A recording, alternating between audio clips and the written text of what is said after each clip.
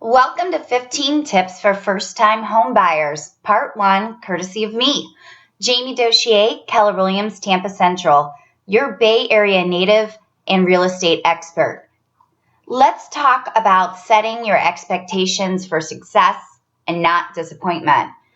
Expectations create your reality. Nothing has meaning except the meaning you give it. So let's be careful to avoid expectations that are not congruent with your finances and desires. 1. Let's set the correct expectations with yourself and whomever else will be involved with the purchase. Take out a blank piece of paper and write out your wish list. 2. Be patient and realistic when looking for your first home. It is important to find a home within your financial position at the time of purchase. Remember, your first home most likely will not be your last. 3. Make sure you know what you want before you start the buying process. Don't live with regrets that you settled or jumped the gun on your first purchase. 4. Get approved. Be prepared and know exactly how much purchasing power you have and also what you want to afford. What you want versus what is responsible for your future are often two different things. In today's market, no one takes an offer seriously that doesn't have a pre-approval. And if you go through all the steps to be underwritten, kudos. You become a rock-solid buyer. And to sellers, that's pretty sexy. 5. There is no such thing as the perfect home, but there is a home that is perfect for you. Next, how much home can you afford? 6, have a budget. If you don't have one, make one. It may seem like a no-brainer, but you'd be surprised how many first-time home buyers don't know how much money they have to spend on their new house. If you have problems with this, consult your CPA, and you can also refer to one of my preferred lenders for their professional guidance. If you have time to work on your credit to get it in better shape as well as hopefully get a better interest rate, go ahead and start taking care of that today. 7, purchase a home that you can afford, not one that you will eventually just give back to the bank. Don't you want to keep your home until you're ready to move and sell? 8, figure out your personal budget to determine how much you can truly afford, then get pre-qualified and compare the amounts. Use the lowest of the two. Why the lowest? Think about it.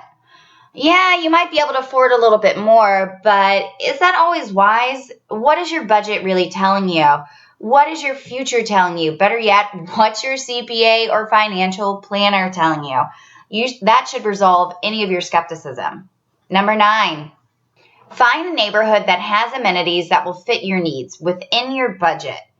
You will be surprised how many neighborhoods there are. Your realtor will have the expertise and be able to guide you in your search. Tell them what you want. If you don't have an open conversation with your realtor, they won't know how to truly best serve you. 10, protect yourself. Get pre-qualified for a mortgage so you don't spend more than you can afford for a home or waste time. I've encountered plenty of first-time home buyers that are driving aimlessly around on the weekend from open house to open house with no clue what they can actually afford. Even worse are the buyers, and I use this term lightly, that are requesting a realtor to drop what they are doing to show them a house without any documentation on, what they're approved at or even proof of funds. This is an utter and ultimate waste of everyone's time. Now we're going to talk about some ways that you can figure out whether or not it's going to be better for you to rent or to own.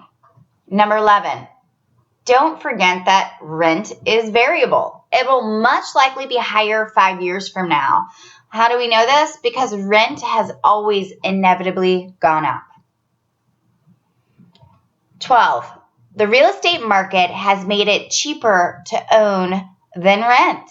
Buying a home is on average 38% cheaper than renting, per Trulia reports.